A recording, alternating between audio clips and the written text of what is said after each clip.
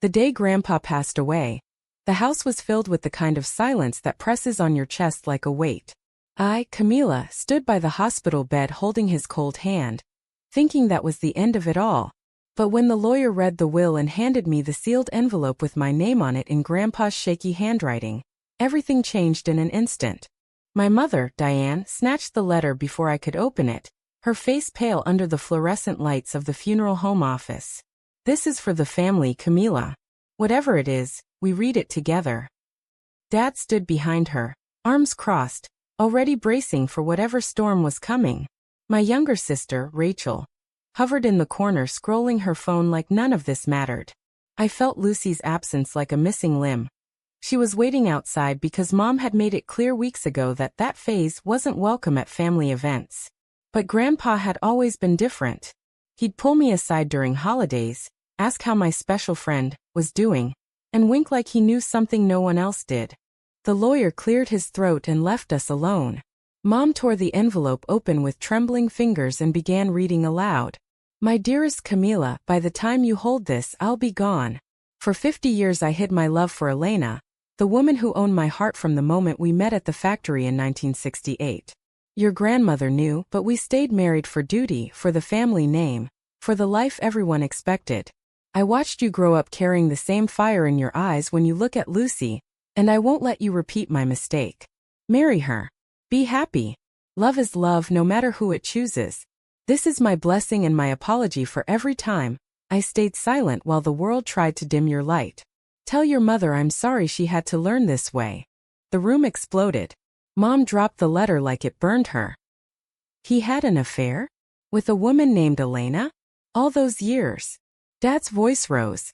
This isn't about him. It's about encouraging Camila's lifestyle. We talked about this. The wedding is off. Rachel finally looked up, eyes wide. Wait, Grandpa was cheating? And now he's okay with Camila marrying a girl. I stood frozen, the letter trembling in my hands now. Grandpa's secret wasn't just an affair. It was a lifetime of swallowed truth, and he'd chosen my wedding day to set it free. My chest tightened with a mix of grief and something sharper. Betrayal mixed with relief. Lucy and I had been together 2 years, stealing moments in my apartment across town, lying to everyone because Mom kept setting me up with nice boys from church, and Dad threatened to cut me off if I didn't grow up. Grandpa had been my only safe harbor. I slipped out to the parking lot where Lucy waited in her beat-up Honda, blonde hair pulled back, green eyes searching my face the second I opened the door. What happened? You look like you saw a ghost. I handed her the letter without a word. She read it once, twice, then pulled me into a hug that smelled like vanilla and rain. He knew. All this time. For the first time in months I let myself cry, really cry, because someone in my bloodline had finally said the words I needed. But even as Lucy stroked my hair, I knew the war was just beginning. Mom was already calling relatives. Dad was muttering about disrespecting your grandmother's memory.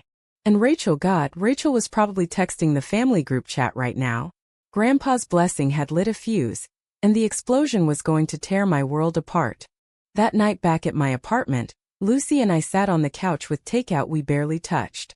We can postpone the wedding, she said softly, her hand on my knee. If it's too much. I shook my head. No.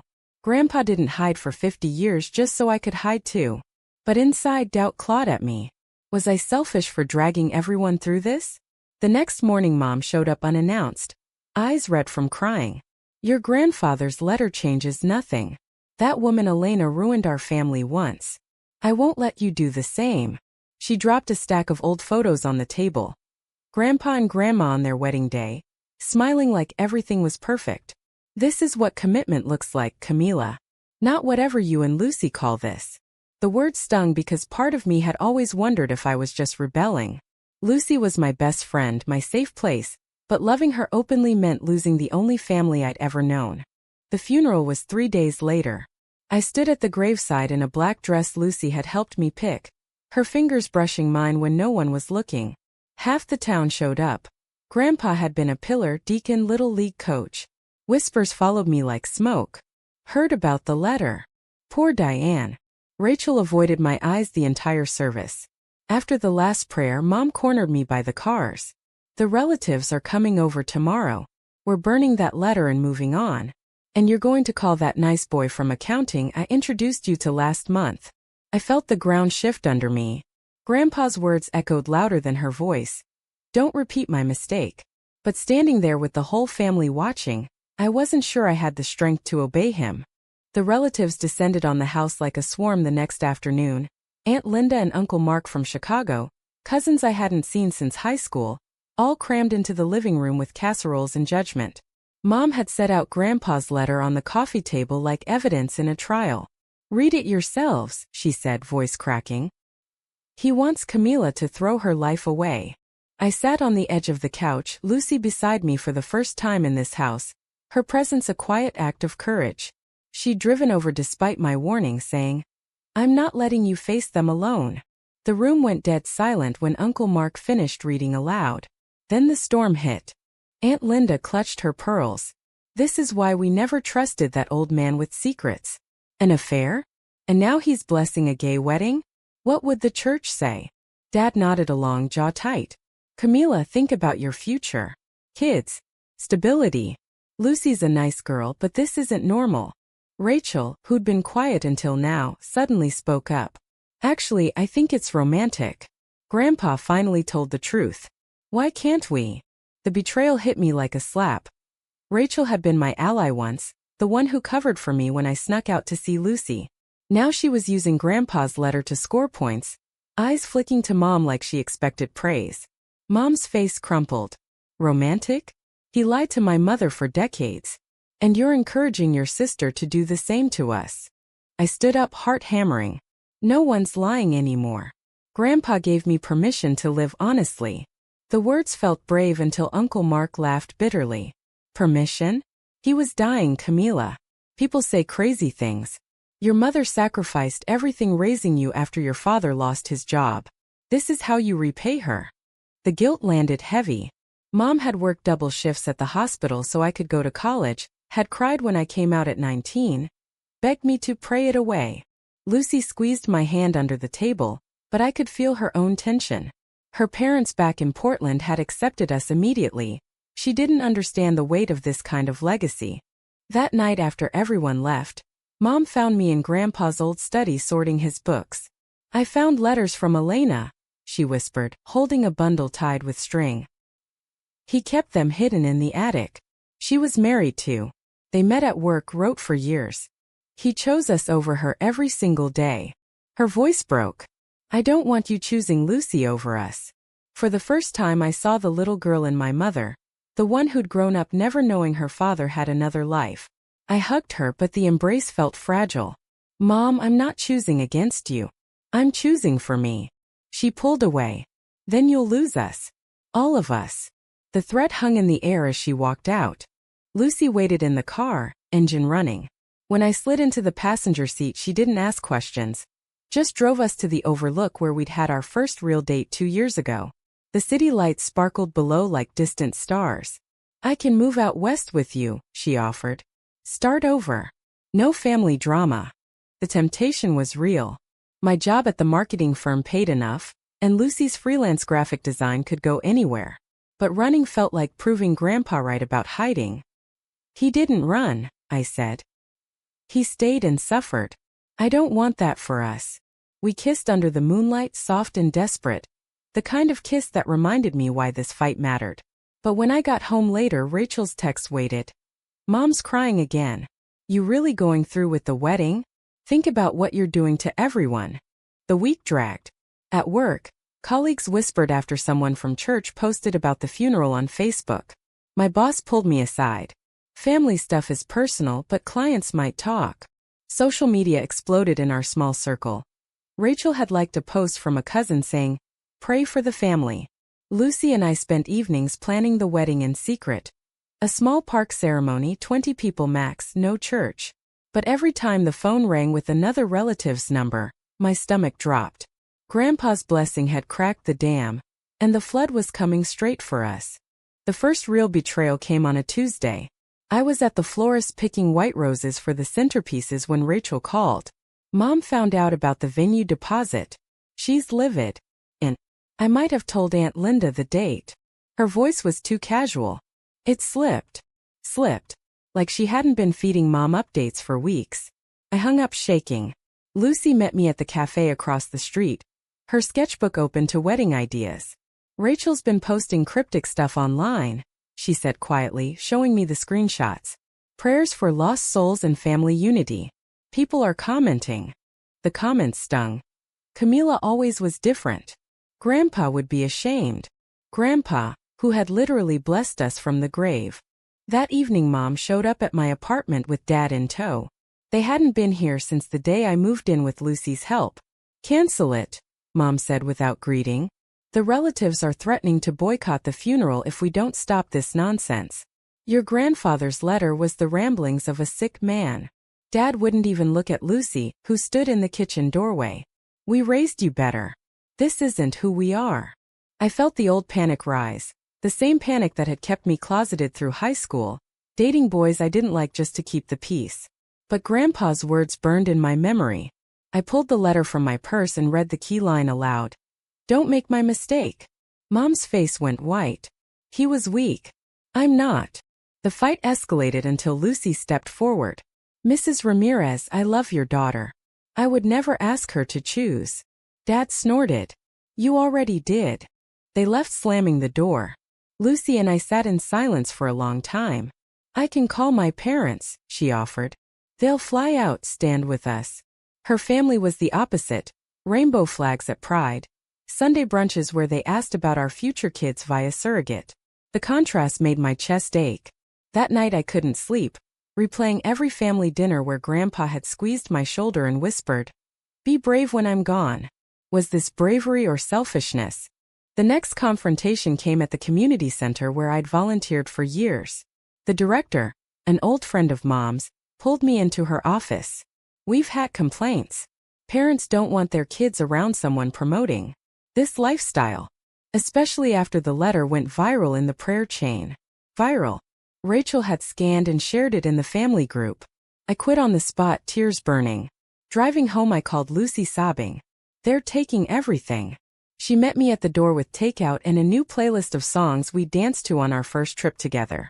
They can't take us, she said. But the doubt was growing. At 28 I had a good job, a loving partner, and now a family that felt like strangers. Grandpa's secret had been a gift and a curse. It gave me courage but cost me the illusion that love could be quiet. Rachel texted again that night. Mom's seeing a counselor.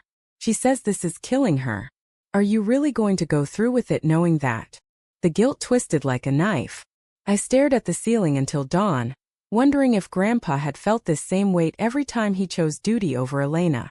The moral dilemma hit hardest the weekend before the invitations were supposed to go out. I sat at my desk staring at the stack of cream envelopes, Lucy asleep on the couch after another late design deadline. Grandpa's letter lay open beside me, the paper soft from how many times I'd read it. Love is love. Simple words from a man who'd lived a lie.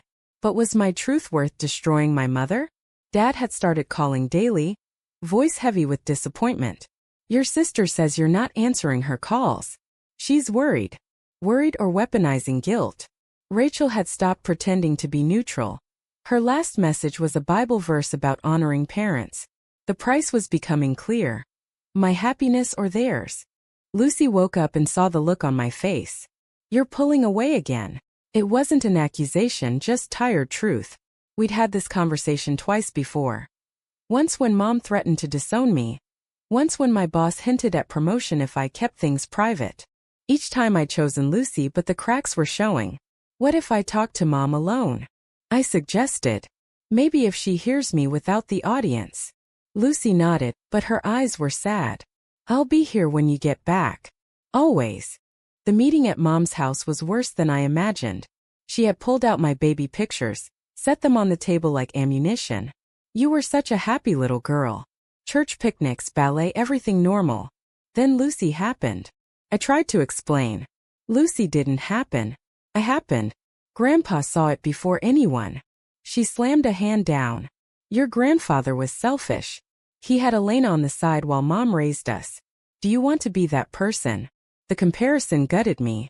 Was I selfish for refusing to hide? For wanting a wedding where I could kiss my wife without shame? I left without promising anything, driving straight to Lucy's favorite park. She was waiting on our bench, 2 coffees in hand. When I told her what Mom said, she didn't cry. She just held me. I would understand if you need time. I love you enough to wait. The offer broke something in me. For the first time I considered it, postponing, maybe even ending things quietly to save my family. The thought made me physically sick. That night I drove to Grandpa's grave alone. The headstone was still fresh, flowers wilting in the rain. I sat in the mud and whispered everything.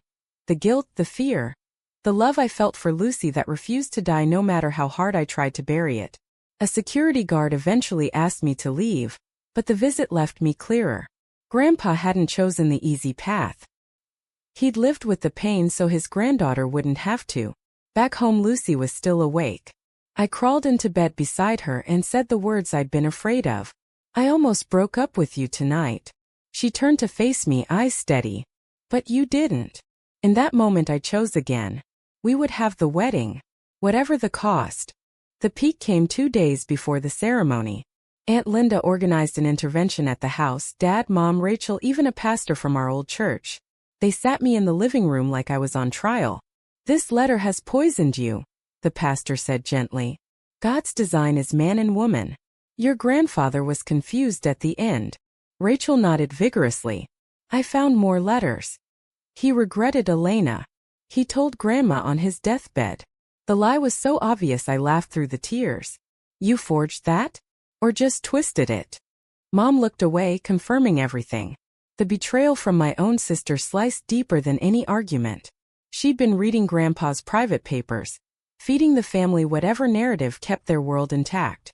Lucy wasn't invited, of course. I called her from the bathroom during a break, whispering, "They're saying I have to choose right now or lose them forever." Her voice stayed calm. Then we elope tonight. Or we fight. Your call. The offer was tempting, but running would mean Grandpa's blessing meant nothing. I walked back in and faced them. I'm getting married Saturday. If you can't come, I understand. But I'm done hiding.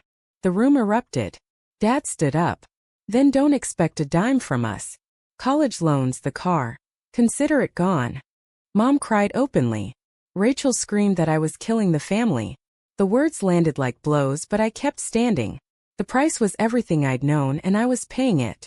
That night Lucy and I packed emergency bags just in case. We talked until sunrise about worst-case scenarios, moving across the country, starting over with nothing but each other. I never wanted you to lose your family, she said, voice thick. But I can't lose you. We fell asleep tangled together, the kind of exhausted peace that comes after a storm. Morning brought more texts. Cousins unfriending me, Mom's final plea. One more chance. Come home alone. I deleted them all. Grandpa's letter stayed in my pocket like armor. The rehearsal dinner was just us and Lucy's parents who had flown in. No Ramirez sighed. The emptiness hurt, but Lucy's mom hugged me tight. We're your family now too. For the first time I believed I could survive this. The wedding day dawned bright and impossible. I stood in the park pavilion in the simple white dress Lucy had helped design, hands shaking as I adjusted the veil.